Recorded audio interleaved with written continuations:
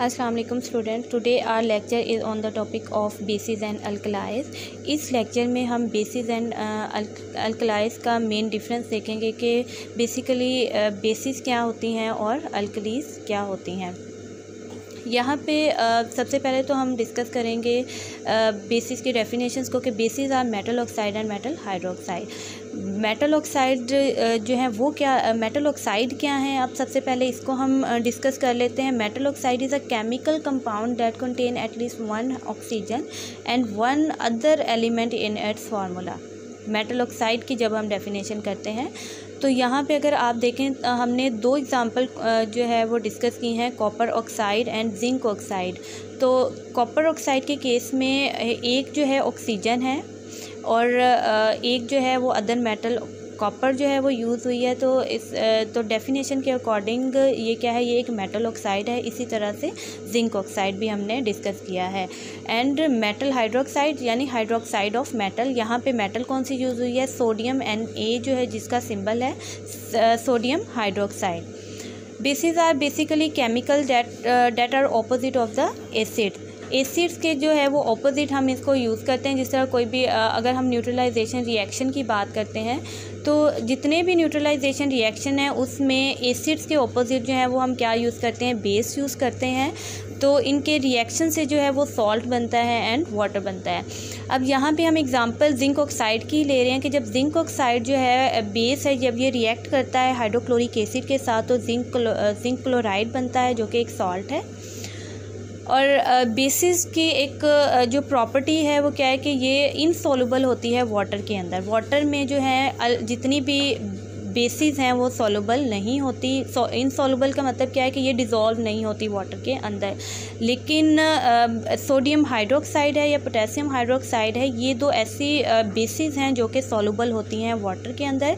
इस वजह से हम इनको किस कैटेगरी में रखते हैं, अल्कलाइज की कैटेगरी में रखते हैं। तो अब यहाँ पे मेन डिफरेंस इनका बेसिस एंड अल्कलाइज का हम क्या करते हैं कि जो बेसिस होती हैं वो सॉल्युबल नहीं होती वाटर के अंदर और जो अल्कलाइज हैं वो क्या हैं, वो सॉल्युबल हो जाती हैं वाटर के अंदर और अपने हाइड्रोक्साइड में जो है वो चेंज हो जाती हैं।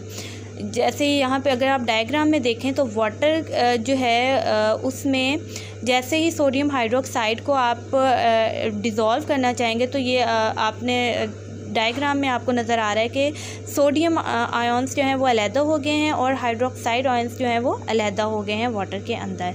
तो अल्कलाइज जो हैं वो इसकी एक प्रॉपर्टी हमने डिस्कस कर ली डिटेल में कि ये डिज़ोल्व हो जाते हैं वाटर के अंदर। अब यहाँ पे एग्जांपल हम क्या जो है वो डिस्कस कर रहे हैं, sodium hydroxide and calcium hydroxide जो है वो अल्कलाइज की एग्जांपल हैं। अब एक और प्रॉपर्टी क्या है जो है अल्कलाई की कि ये क्रॉसिव होती हैं एज एसिड। जिस तरह एसिड जो हैं वो जिस भी चीज़ पे लगेंगे, जिस भी चीज़ पे गिरेंगे, एसिड जो है वो उसके डैमेज कॉज करते हैं, क्रोयन कॉज करते हैं। कोई भी मेटल है, स्टोन है या कोई भी अदर मटेरियल है जिस अगर उसके ऊपर कोई भी एसिड गिर जाता है तो उसमें क्या कर देता है, उसको डैमेज कर देता है। तो इसको हम क्या कहते हैं, क्रोयन बोलते हैं। तो ये क्या थे अल्कलाई भी जो हैं, ये जितनी भी अल्कलाइज हैं ये क्या होती हैं, ये भी क्रोसिव होती हैं। Now we will discuss two other important terms, strong alkalis and weak alkalis. अब इनमें दो में क्या मेन डिफरेंस है। स्ट्रॉन्ग अल्कलाइज जो होती हैं वो फुली जो है वो डिसोसिएट हो जाती हैं सोल्यूशन के अंदर। जैसे कि अभी हमने प्रीवियस एग्जांपल में पढ़ा था कि सोडियम हाइड्रोक्साइड जो है ये वाटर के अंदर हम इसको जैसे ही डिज़ोल्व करते हैं तो ये कम्प्लीटली डिसोसिएट हो जाते हैं अपने आयंस के अंदर, सोडियम एंड हाइड्रोक्साइड आयंस के अंदर। अब ये कहाँ पे यूजेस इनका हम देखते हैं, जितने भी बाथ, सिंक या ओवन क्लीनर्स हैं उनके अंदर जो है ये स्ट्रॉन्ग अल्कलाइज जो हैं ये यूज़ की जाती हैं। सिमिलरली वीक अल्कलाइज जो हैं वो भी, उनकी भी अपनी एप्लीकेशन है। सबसे पहले तो वीक अल्कलाइज हम देखते हैं कि वीक अल्कलाइज क्या होती हैं। वीक अल्कलाई जो हैं ये डज़ नॉट जो है वो फुली डिसोसिएट इन सोल्यूशन। ठीक है, सोल्यूशन के अंदर जो है वो डिसोसिएट होती नहीं है।